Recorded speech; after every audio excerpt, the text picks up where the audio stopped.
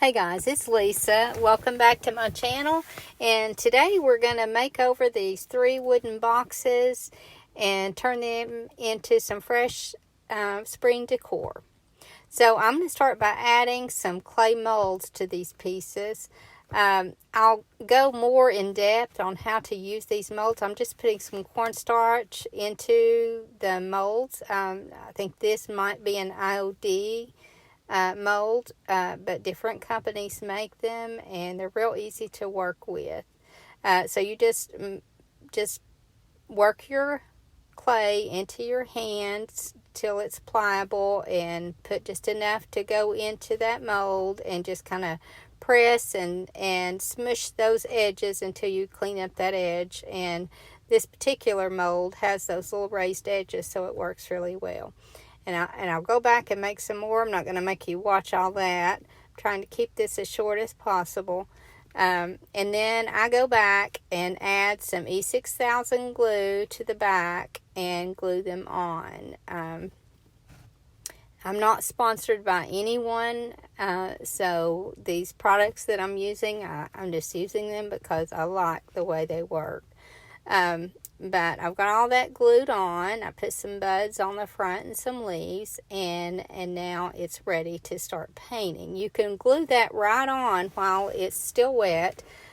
You just have to make sure that you dry overnight before you add paint. So I'm just going to go ahead in here and paint the inside of this with this Waverly chalk paint, and I think this is in the color Celery.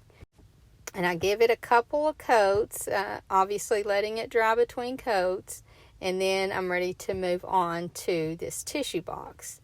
I'm just going to put some white chalk paint on this, and you can use any color that you want. I'm just using white here because I plan on decoupaging later. And the tissue paper that I'm going to be decoupaging with has a white background, and it's always a good idea, especially when you're using a thin decoupage paper, to make sure that your background matches the background of your paper. Now, as you can see, I added that little keyhole clay mold to the front of this. I think this is a file box, but I don't know many people who use these anymore, and so I think I'm going to repurpose this into a planter box. So I'm just going over my second coat here, and I'm showing you that I'm going over that keyhole good once it dries, because this particular clay that I used here doesn't dry white. Now the IOD clay does, but I still like to put another coat on it. And here I'm just painting over these other molds, and so with all 3 of these boxes, I go through and put 2 coats of the Waverly, no, not the Waverly, the Rust-Oleum white chalk paint in the white linen, and I'm just going to let them dry between coats and just do a couple of good coats. And then we'll be ready to move on to the next step.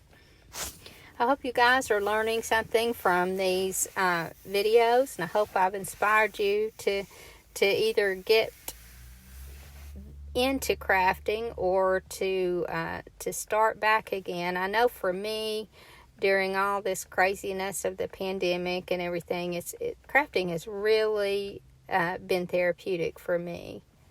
And if you can make money additionally, that's even better. I hope that you guys will let me know if there's something that you would like to see, or something that you think I should do differently.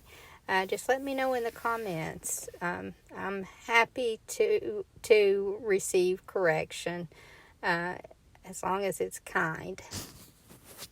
Now when we get to the inside, I'm going to start with some wax. Now this is Waverly clear wax, but I mix a little bit of the celery paint in with it, and that you can take a clear wax and turn it into another color of wax just by adding some chalk paint to it. I would imagine that you could even use craft paint, but I'm using the chalk paint here because I just want these colors to match. So I'm just using this same color in with the clear wax. Now, I did learn here that I mixed it a little too strong, and by strong I mean I put too much of the paint in it. It wasn't a real problem, except that it wasn't as smooth as I wanted it to be when I went to wipe it off. So I did go back and thin this down with some more of the clear wax before I moved on to the outside. So you just put a coat of that everywhere on the inside, and just take you a smooth cloth and just wipe it down. Now I just cut up t-shirts usually, and use that because I'm going to go back and throw them away anyway. So old t-shirts that we wear out end up being my paint rags. So just get that good and wiped off, and this wax will give it a good protective coat. And that's really the only reason I did the inside. But now when I move on to the outside, the purpose of this wax is so that it can settle down into these little molds, into all these little crevices, and make them stand out more. And I think that this green turned out to be really pretty. So I will be using this again. This is actually the first time I've used this color. I've used some other colors. I love the white wax on a lot of things, but obviously here it wouldn't make much difference, so I decided to go with this green, but I think it was a good choice. So I just put a good coat on, and I'm just doing one side at a time, because if you're not careful, it'll dry too much and you'll get too much on it. And I just figured if I don't get enough, I can always go back with another coat.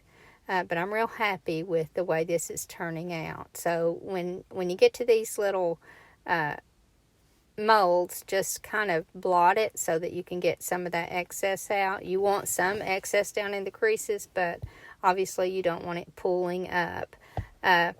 Now, I have a stamp here, and I don't even know what the name of this stamp is. I have a collection of them, and this is just one that was script, and I just thought that would be a good little addition to the front of this box. So, obviously, you can put any stamp that you want on it, just whatever you think looks nice. And I tend to fall back on this script a lot because it adds just a little touch.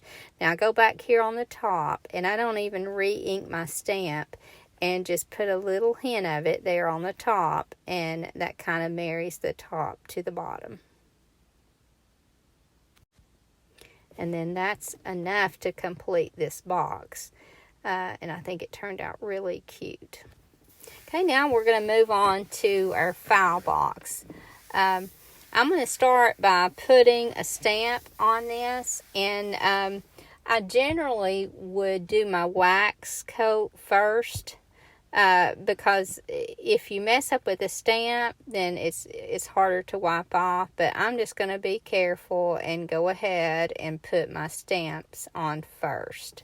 And I thought, since I'm going to put a floral arrangement in the top of this little bee would be a good little addition to the front.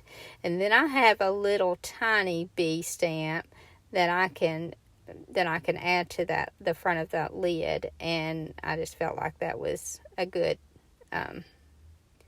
image to put on this.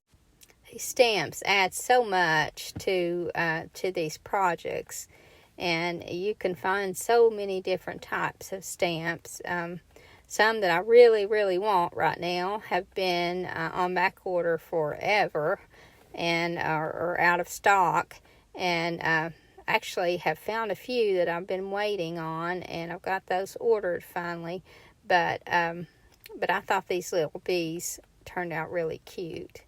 And now I'm going to go back to my trusty script stamp and go ahead and add some stamp to the top of this also. Again, I think it just adds just enough and keeps that top from looking completely plain. Not that you're going to see it because it's going to be opened anyway, but I just like knowing it's there. So I'm just going to go over this with this antiquing wax, and as you can see, you can go straight over that ink if you're using that stays on ink.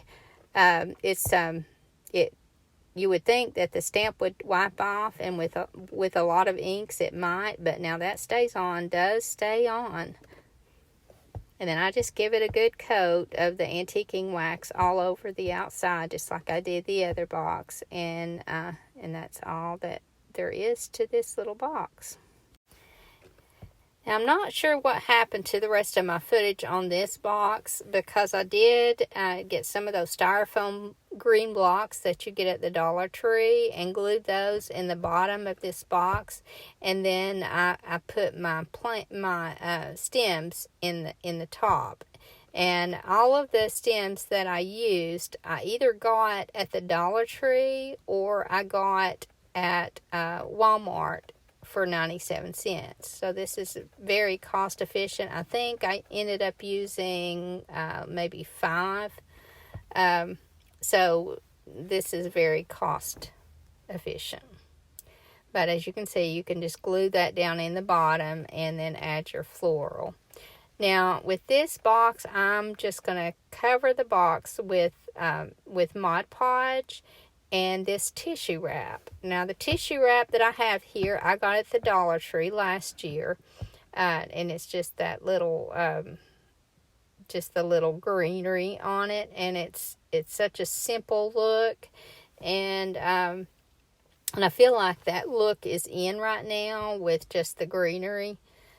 So I thought it would be good to add to this. And if you've never decoupaged with tissue wrap, you need to try it, because it's very easy to decoupage with, and you literally just cover it, cut off your excess, and then when it dries, you can sand that down. So after I cut that excess off, I go back over it with my Mod Podge, because I go over the whole tissue anyway, but just concentrate on those edges that you cut off and make sure they stick down well.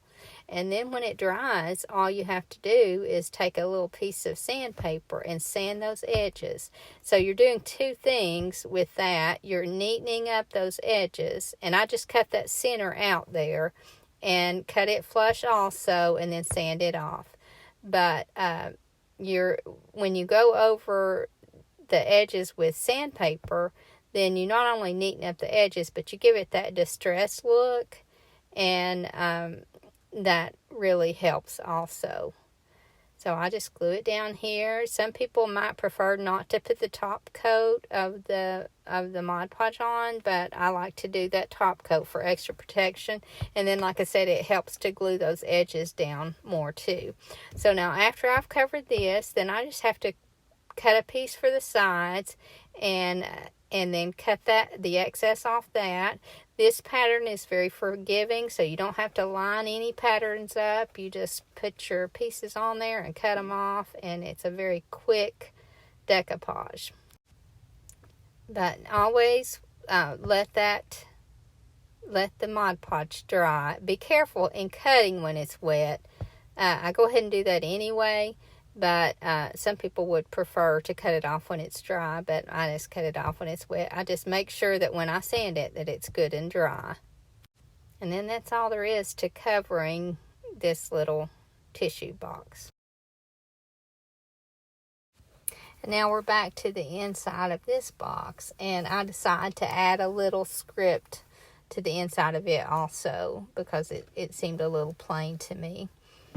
And again, this trusty little script that I like to use, I'll just kind of put that on the top, on the lid, on the inside of the lid, and that'll be all that this little box will need.